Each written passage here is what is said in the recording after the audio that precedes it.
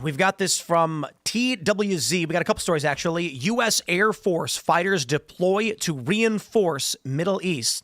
The Pentagon is expanding its tactical operations, tactical options by using the tankers it just deployed to flow additional fighters into the region. From the BBC, U.S. moves 30 jets as Iran attack speculation grows. And then, of course, we have this video clip showing major airstrikes taking place across Tehran. There have been rumors circulating the U.S. is already engaged, but we've got no evidence that is the case.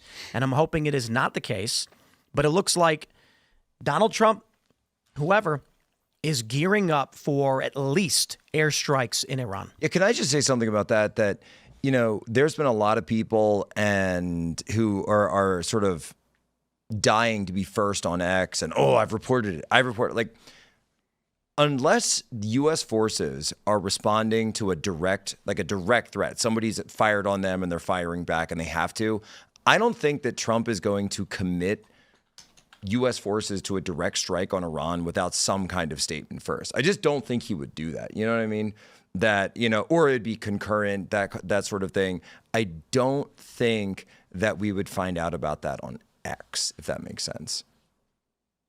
I hope we wouldn't, but yeah, I mean, I don't know. Donald Trump likes the internet. He likes Truth Social. He likes X. Well, yeah, if he's posting it himself, sure, yeah. Yeah, so I mean, there's always that kind of possibility that he would make an announcement himself. Right. But I mean, like, for some random X account just pops up and I'm Osint, bro, and I know that the U.S. is currently doing this. And it's like, guy, like, if you read those Osint, I call them Brosin accounts, and if you read Brosin accounts, like, we've been at war with Iran for like 10 years, and there's been like all these other strikes that have gone on, and also Iran has like blown up a ton of stuff in the U.S., and it's like this constant just stream. Like, there's a lot of misinformation in there as well as true stuff as well.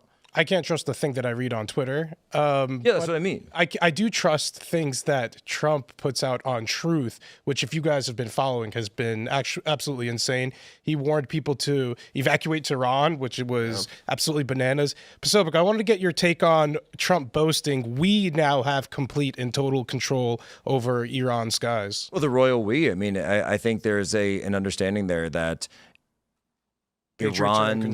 Iran's air defenses have been completely degraded, and they were heavily degraded from the April and October strikes of last year. And it was in a situation where I think a lot of people were saying the S-300 systems could potentially have been brought back online. But to Tim's point, you know, Russia has not provided them with any extra S-300 systems since that time. Russia's air defense is very capable, as we've seen in Ukraine over the past couple of years. And so the fact that they haven't backfilled those, the fact that Israel was able to, I think a conjunction of, it still has to be shaken out, but a conjunction of these Mossad strikes as well as probably cyber and electronic warfare has basically taken the entire air defense side offline. And I'm more familiar with, all right, I have to be careful about this, the North Korean side of things, but I do know that a lot of and all right, I'll just speak generally. A lot of military air defense systems typically operate on like one or two networks. So they're highly vulnerable to cyber attack if you're able to get something into that system, because they're all on one system basically. And they don't really have a lot of fail safes in there. And particularly, I remember being told that with Iran and North Korea, that they were very susceptible to this type of attack. I know there were questions about how involved we are. Many people are reading into him saying that as we now have complete and total control over Iran skies as us being involved. Are you reading into it that way? I don't have any information either way. I think it's royal we. I think he's talking about us and our allies. And he says when Israel does it, he's saying like all of us together. I think it's like the royal we. Not I don't put it this way. And I think the State Department, or excuse me, the Defense Department actually put out something saying that, hey, to clarify, this does not mean the U.S. is involved in direct quote unquote control of the skies. But he sort of means, to your point, this is the royal we. Aside from the mobilization, he sure used it. Aside from the mobilization that we're seeing from the military, there's another component that makes me think we're going to intervene, and that is the Daily Show with Jon Stewart. Because my favorite show. They attacked Steve Bannon, Marjorie Taylor Greene. They attacked you, Jack. Who was there? Was one more person in there? Charlie Kirk. And they took you guys completely out of context, and it was very strange. It was very strange because there are Trump supporters who cheered on no new wars, who are now on X cheering on intervention in Iran. Seems like hypocrisy. Jon Stewart could very easily come out and say, hey, look at these hypocrites. Instead, he chooses to target the staunch anti-intervention faction of the MAGA base and tries to discredit them, namely Bannon and Jack and Marjorie Taylor Greene, Charlie Kirk, by claiming that Jack called for the military to be deployed against 75 million Democrats in the United States, which is an absurdity and a lie. And I had to ask myself, why would he do that when he could mock those who actually support the war? He's not going to mock those support war, just like we saw in the early 2000s. The machine, the state, and the narrative machine was all about supporting our intervention. And this time around, they want to do the same thing. So when I say this leads me to believe that there will be intervention, is that there's a concerted effort, even on liberal media, to mock and discredit the strongest voices saying no war, implying there is a concerted effort to have us intervene in the region, just like we saw in the 2000s. What say you, Jack? Do you agree? Well, I mean, I do agree that he could be mocking the neocons, and there's a lot of material there. I mean, if you look at Mark Levin, it's just he's almost like how do you caricature a guy like that? I mean, he almost is that it would be inseparable from a parody, which is funny because I'm like, Mark, you and I are both from like the same part of Pennsylvania, just outside of Philadelphia. We both went to Temple. I've never heard that accent anywhere in the area, so I'm very familiar with Cheltenham and that area. I'm from Norristown. Like I don't know where that comes from. But that notwithstanding, I think it works for radio. It doesn't work for TV as much. But the antics. But when it really comes down to is very interesting to see that. Hey, wait a minute. Where was the Jon Stewart who used to say, and he does actually mention it in the clip. He said, well, I agree with these guys. I agree with these guys when it comes to this. I agree with these guys when it comes to this. But, and then they go to play edited, spliced clips with very, not even very well edited. It was very amateurish jump cuts where I'm saying something about Trump is deploying the National Guard and then jump cut. We should use force, jump cut. The Democrats, jump cut. And it's just like it's like Frankenstein altogether, as if I'm calling for force against the Democrats. Which come on, if anyone knows, I am not a Fed poster. There is no Fed posting out here, okay, folks. No Fed posting, and certainly not on Timcast IRL. But point being is, why is he going after those of us who have been calling? We're just calling for diplomacy. When at the end of the day, myself, Charlie Kirk, Steve Bannon, and Marjorie Taylor Greene have been saying to President Trump, hey, we backed the play with Witkoff. We backed this play thus far. We have backed it thus far. That's clearly what he assigned Witkoff to do. He had a meeting with the guys on Sunday. Then the guys that he was going to be meeting with were all killed on Friday. So the meeting was then called off, as it happens. And so there's this real question of, and Steve Witkoff, by the way, a lot of people in the foreign policy world don't really know him that well. They say, oh, who is this Witkoff guy? What's his deal? Well, he's actually one of the President Trump's best friends, just on a personal capacity. And a lot of people miss the fact that on, I believe it was September 15th of 2024, when Trump was at the golf course and was almost killed by the Ukrainian foreign fighter, Ryan Routh, who was there on the periphery of the golf course in West Palm Beach, Trump was golfing with Steve Witkoff that day.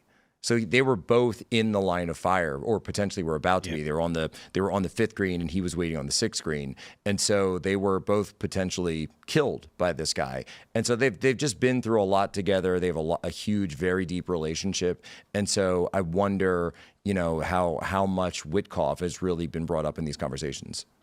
With all due respect to Steve Witkoff, I don't think he's come to a successful negotiation yet. Definitely not in this Iran deal. Definitely not in the with the people who were killed. Or in the Ukraine war, which have you ever negotiated with a dead person? How does it go? No, but before this, they didn't come to a nuclear deal, and they were supposed to. It's rough to. Come on, why won't you agree? Ilad, do you think that we should invade Iran? No. Do you think that we should intervene militaristically in any way? I think we should destroy the Fulcrum. What was it? The nuclear facility that's Fordo nuclear facility that is built into a mountain. Why? Because if Iran is able to get a nuclear weapon, it would drastically change the geopolitics of the Middle East. I don't believe Why? because they're radical Islamists in Iran whose regime was founded on anti-Americanism, frankly, and they chant death to America and death to We Israel. know that, but like, how would them having a nuclear weapon change it? It would lead to other countries in the region wanting to get a nuclear weapon. So, for example, Mohammed bin Salman said that if Iran got a nuclear weapon, then they would want a nuclear weapon too. So, multiple Islamists. So we We'd gotta have bomb them. Shia extremists. Now we got and to bomb Sunni- them too now. Well, they didn't say they would if Iran didn't. So we need to prevent and make sure Iran doesn't, especially with their threats they make against Americans and how their proxies have killed Americans. So are there any other Islamists and extremists that are making nuclear weapons? At this point, I don't think so. So I don't think you've justified why we should bomb Iran's nuclear facility. Because they've made threats against us and our allies, and if they get a nuclear weapon, it would lead to more nuclear proliferation in the region, and it would allow Iran I don't follow. That makes no sense. So Like, Saudi you're saying Arabia, if Iran gets a nuke, all of a sudden a bunch of other countries are going to get nukes? yes, But how does that follow? unless we stop them. So Mohammed bin Salman, if you want to pull up the article, he has. No, I get that. I'm just asking, what is the connection? Like, are you saying that they'll simply just go, well, I guess we should too? The balance of power will dramatically shift, yes. And they will all say, we need to have nuclear weapons too as a deterrence. So they would try to argue that we need to make it like an India-Pakistan situation, an Iran-Saudi Arabia situation where both sides have nuclear weapons. Are there any other countries with nukes we should bomb? We should prevent these rogue nations and nuclear proliferation from happening. What's a And rogue nation? rogue nations, North Korea is a rogue nation. Why? Why is North Korea a rogue nation? Because it's what ruled is by a rogue a nation? mad communist dictator. What's a rogue nation? Rogue nations are nations that don't play by any of international laws, recognized laws, and don't respect laws? our laws. So if they defy us, they're rogue. Yes, if you So defy you're our saying shipping anybody lanes, outside of the liberal economic order, basically. yes, yeah. Okay. I think that we are the unipower power on Earth, and I think unipolar power on Earth, and I think it's within our interest to continue maintaining that. And any step back we take would be a step forward that China takes. So if you want to shoot ships in any international waters that disrupt free trade, we are going to stop you. What do you think, Jack? You agree? Well, you left out the fact that a lot of there already are nuclear weapons in the Middle East. Sure. So and the U.S. has We gotta bomb them. Who are you talking about blow 'em up. specifically? Pakistan. Okay. So AQCon Network developed the nuclear weapons, and Pakistan has basically said to the Saudis, and you mentioned Mohammed bin Salman, they've also discussed that if the kingdom were under attack, that Pakistan would essentially allow their nuclear arsenal to be used by the Saudis. So this, you mentioned nuclear escalation, and that's certainly a valid statement, but there are already nukes in the Middle East. Let me ask, do you think that Iran should be able to acquire nuclear weapons? I think that there are many policies and many options to be able to deal with that, as opposed to just simply blowing up people that you don't like. So how should I'd say no. That we shouldn't allow them to? Yep. Yeah, exactly. So if but I'm that's- trying to so pin if you that's- down I got because a you're better beating around the reason than bush you, though. like. I feel like you haven't even thought about it. You're What? saying Right? No. This- What you're all- doing is you're presenting I'll explain why I'm doing that, because you're presenting a false binary, and you're trying to play this Kafka-esque trap of saying like, oh, well, if you don't support war on Iran, then you must support Iran getting the nukes. And people have been doing this to me like all week. How should the United States it's- react to? I literally Iran just trying gave an to- entire conversation about Steve Witkoff, and you like crapped on it. And Steve Witkoff wasn't able to come to any conclusive negotiations Yes, that were because the approved people by were the killed. president. The people were killed. Before the people were Yeah, killed. before the meeting. president- Before the meeting. This was the 6th round of meetings, respectfully, Jack. Right? Like the president didn't think this was going anywhere. No, that's the president's prerogative. There's no question about that. So, think- so you think we should just continue to go the negotiation routes? But again, if they don't bear fruit as they haven't, how should the United States respond to their nuclear ambitions? You say that as if it's already happened. And again, how are they going to bear fruit now when the people are dead? I guess we reached the point in the negotiations where they didn't bear fruit. Who's but I we? get the Are you a United member of the States. administration now? No, I'm talking about us, the royal we, right? Right. There's a lot of royal we's going around. So no, as an American, right, worried about the American agenda, like I'm trying to get a concrete answer here. So the negotiations don't work out. How should the United States respond to that? Again, so you're playing this game of trying to create a false binary, saying this is the only way. I'm asking you what do else it. we should do. What else? Okay, cool. appreciate you doing that, because a lot of people have been doing that to me this week, and with who share your views, and it's very annoying. So what I've said for a long time now is the best way to do this is stop looking at it in two dimensions, saying, oh, it's just Israel, the United States, and Iran. There's the only three players there. World's a complicated place. Doesn't work that way. And in fact, there's another huge player in all of this that it feels like the neocons have just forgotten about, and that's Russia. So Witkoff, again, this is why I bring up Witkoff again and again, he plays the key role in the negotiations between the U.S. and Iran, but also the U.S. and Russia. And Russia has offered multiple times to come in and be the guarantor of the Iranian nuclear material. So they played a similar role, by the way, in the Syrian chemical weapons under Assad. I guess it was 2013 when that took place, and China played a small role as well as in destroying them, but after the fact.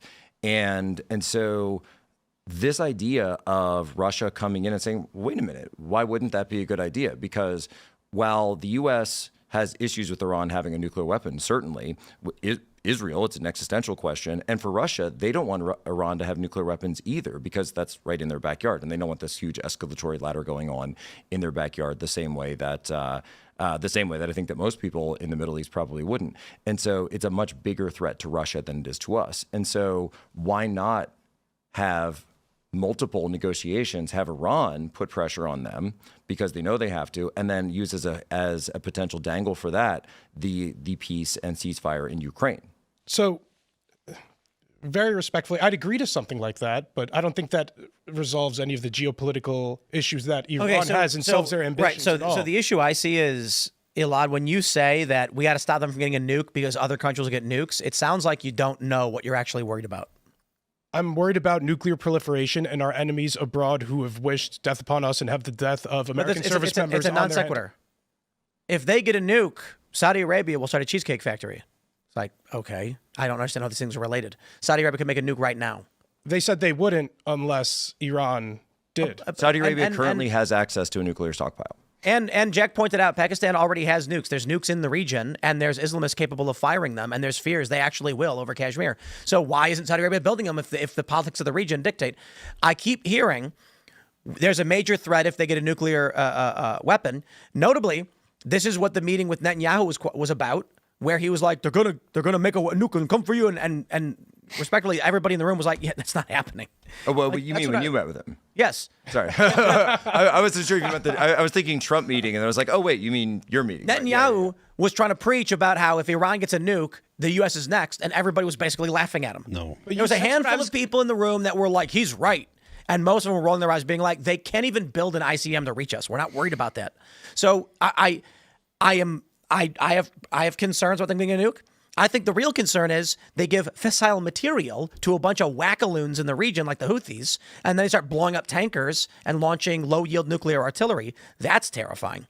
But the idea of them having nuclear missiles, I'm like, it's the same deal with anybody else. Russia's got more nukes than anybody else. They got the biggest ones. We've got massive ICBMs, MIRVs we call them. We can wipe out 12 cities with one ICBM. I'm not concerned about Iran having access to low-yield nukes. Even though it's never been officially acknowledged, there's also a lot of consensus that Israel more than likely has a stockpile of nuclear weapons as well. Samson option. Well, and what that's evidence do we have that this is such an imminent threat right now that they're all nuked up? Because everything I'm hearing is sounding very weapons of mass destruction-y. Yep. I mean, that's, nothing. Guys, Tulsi Gabbard said only a few months ago that they were not I wanted to a nuclear weapon. She testified under oath, and I trust her word a lot more. I want to push back on that a little bit. You trust it more than Donald Trump's word? I do want to push back on this a little bit because I think we need to be accurate. And if I sound like I'm beating around the bush, it's because I'm trying to be accurate. We're talking about nuclear war here, right? So let's be a little serious. And Tulsi Gabbard didn't say that Iran isn't building nukes. She said, we have no intelligence that Iran has ordered, that Ayatollah Khomeini has ordered the restart of a nuclear weapons program. She then also said that in addition to that, we agree with the public statements that Iran has been enriching uranium at a level that is not weaponized and yet seems to be higher than they would need for nuclear fuel. And so this idea that it's just like Tulsi Gabbard's opinions. She's not just giving her opinion, right? She's saying, I've looked. We don't have this intelligence. If there is intelligence, I'd like to see it. I'll tell you why I think this is happening. But she hasn't. Support for Israel is down. Support for Israel is going down. And the younger generation is split between the right, which is don't want to be involved in your war, and the left, they hate Israel. And then you've got a faction of the right, or whatever you'd call it, that is anti-Israel. The move has to be made now, because when the boomers pass on, start dying, the younger generation is not going to tolerate it. Right now, politically, the move can be made while it's still divided. You wait 10 years, it's going to be 60% anti-Israel. Not so much anti-Israel. It's going to be 60% we don't want to be involved at all. And Netanyahu just survived a very narrow vote for his leadership just last week. And a lot of people are pointing to his domestic base, which goes along with some of this popularity issue that Israel has in the United States. It also is Netanyahu's own popularity domestically within Israel. He's having issues with his coalition. One of the ultra-Orthodox parties was threatening to break out. I forget the name of it off the top of my head, or I don't know how to say it actually. And they were saying, we're going to come out because we don't want to be conscripted, because Israel, as we know, has compulsory military service. And so it's widespread military acceptance in the population. However, the ultra-Orthodox were saying they didn't want to be in, and they were threatening to blow up Netanyahu's coalition if he didn't agree to this concession. They were able to rend that out of him, and so the coalition stood, but I think he only stayed in power by like 9 votes or something like that just last week on the eve of all of this. They're just going to end up blowing up MAGA's coalition.